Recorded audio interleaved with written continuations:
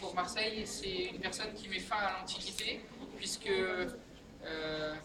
c'est un agent des, euh, des rois mérovingiens, donc qui sont dans le nord de la Gaule. Et lui, qu'est-ce qu'il va faire? Il va mettre fin à l'aspect méditerranéen de Marseille.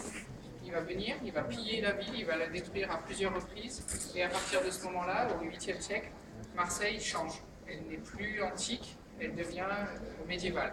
Et si pour ce que je vous disais, les premiers siècles de Marseille médiévale, on a très peu d'informations, à partir du 11e, 12e siècle, on recommence à avoir énormément d'informations sur Marseille, et ce sont essentiellement des informations qui sont liées aux archives ou aux collections archéologiques. Je ne sais pas ce que ça va donner d'écrire sur l'écran qui est tactile. Vous risquez d'avoir l'écran un peu différent après.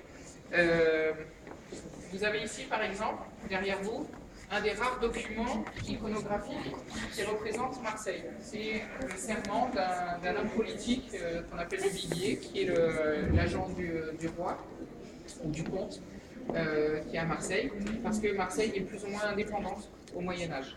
Elle dépend de différents ducs ou de différents comtes, mais elle garde quand même, ils sont jamais ou très peu présents sur Marseille, ils sont ailleurs, ils sont notamment à Naples pour les comtes angevins. Et donc Marseille, fort de cette espèce d'isolement, garde une certaine indépendance. Et ça va être le cas jusqu'à la fin du XVe siècle, quand enfin, entre guillemets, quand Marseille va devenir française. Parce que jusqu'au XVe siècle, Marseille est une ville plus ou moins indépendante, ou du moins qui dépend de différents comtes, et notamment les comtes angevins. Donc, c'est un des rares documents qu'on ait sur Marseille à cette époque-là, un des rares documents iconographiques. Sinon, systématiquement, on a affaire à des découvertes archéologiques ou à des archives. Le fonds d'archives de Marseille est extrêmement riche. On a par exemple pour certains des plus anciens actes notariés de France.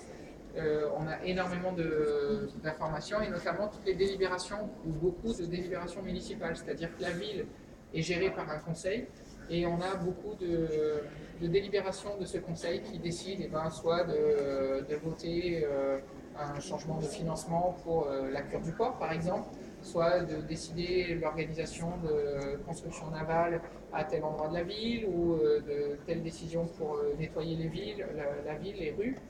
Donc on a comme ça énormément d'informations, mais ce sont des informations qui sont écrites et qui ne sont pas forcément aisées à montrer. On a quand même voulu, par le biais du multimédia, comme ça, permettre au public d'aller un peu voir qu'est-ce que ça peut donner. Et puis on a aussi des collections archéologiques. Et vous avez ici, notamment, quelque chose qui est très important dans l'aspect portuaire de la ville de Marseille, c'est-à-dire ouverte encore une fois aux influences extérieures, puisque vous avez des moulages de fours de potiers qui sont présentés derrière. Il y a trois moulages. Ce sont des fouilles qui ont eu lieu dans la rue qui est juste au-dessus du musée, et qui ont permis de découvrir tout un quartier de potiers, notamment soumis aux influences de l'Espagne musulmane.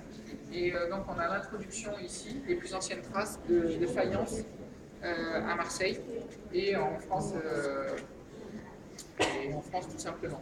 Donc on a comme ça, encore une fois, cet aspect portuaire de la ville, cet aspect lié à la navigation est assez important.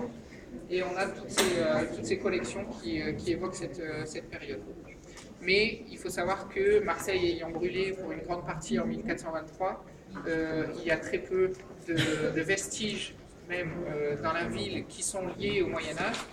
Et on a par exemple la plus ancienne maison de Marseille qui ne date que du XVIe siècle. Donc on n'a aucune maison, par exemple, médiévale à Marseille, alors que vous, à Avignon, vous avez un quartier particulièrement important, et notamment le Palais des Papes.